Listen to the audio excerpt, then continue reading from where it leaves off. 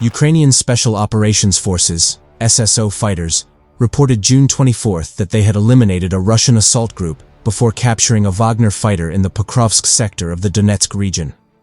According to the SSO report on Telegram, the operation was carried out by fighters from the 144th SSO Center, supported by reconnaissance unmanned aerial vehicles, UAVs, first-person view, FPV drones, drone drop teams, mortar, and grenade launcher crews.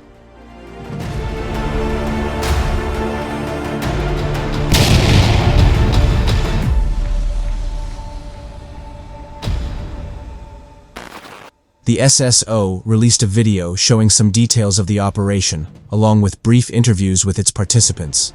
Senior Sergeant Velik from the UAV platoon said the Russian group had infiltrated the Ukrainian rear and disrupted the rotation of nearby units, killing one and injuring another Ukrainian defender.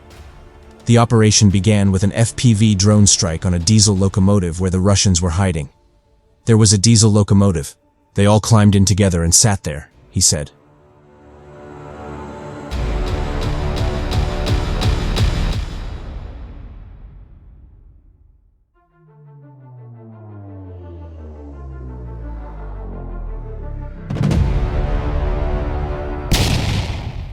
Drone operator Bimber added, "We flew out, hit the locomotive, and a minute later they started running out. That's when the hunt began. After the locomotive caught fire, 6 Russian soldiers fled." Velik recalled, "I can't say where they ran, but they ran like rabbits." Botsman, another drone operator, said the Russians headed toward a destroyed building by a gas station, where the SSO teams continued targeting them with coordinated artillery, UAVs, and drone drops.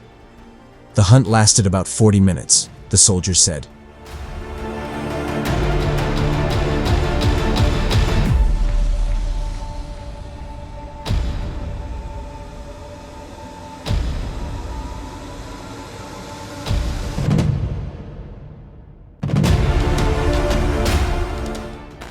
In the end, 5 Russian soldiers were killed.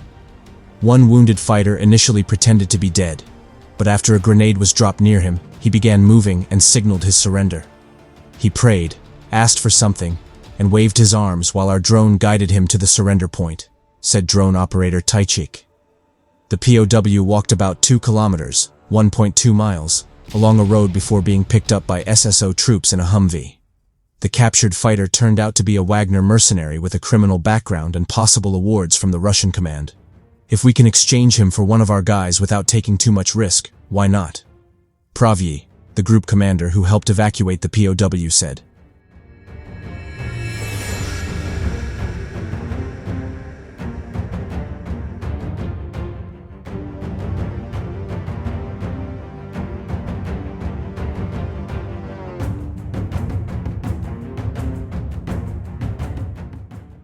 Recently, drones have overtaken artillery as the leading cause of Russian casualties in Ukraine.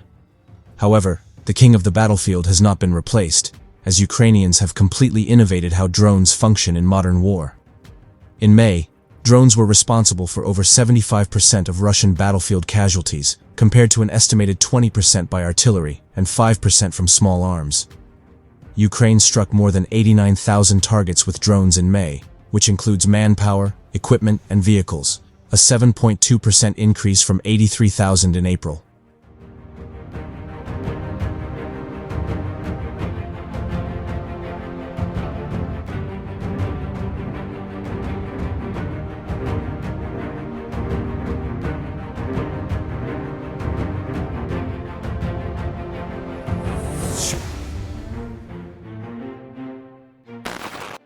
Commander-in-Chief Oleksandr Syrsky confirmed that drones have now caught up with artillery in terms of hit percentage. Much of this is driven by the widespread adoption of fiber optic drones with a 20-kilometer range, which are immune to jamming and increasingly available across the front. These figures underline a new reality. Drones are no longer a secondary force but the main source of pain for Russian troops.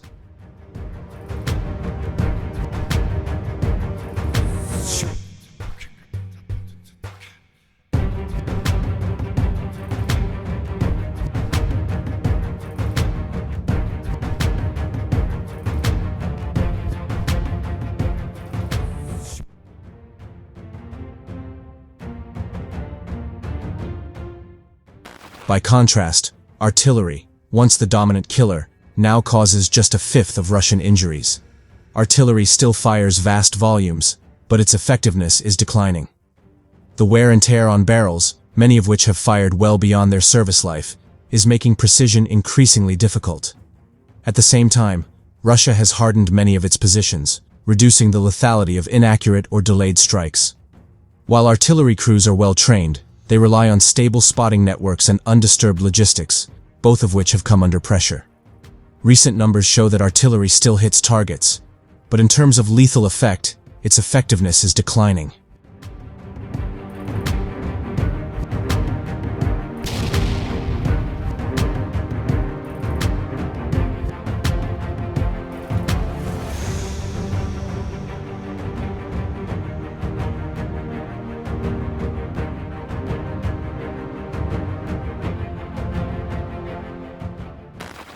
The explanation lies in the trajectories of these systems. Artillery is degrading while drones are improving.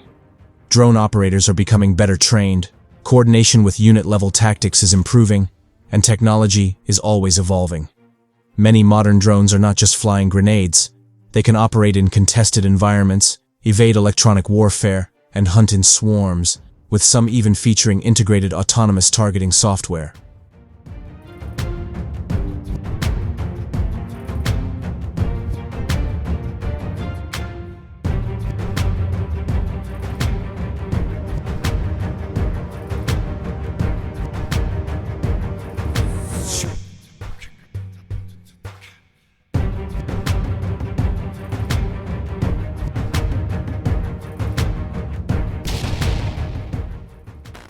Some drones are equipped with thermobaric charges for higher lethality, while others use fiber optic guidance systems that render electronic warfare useless.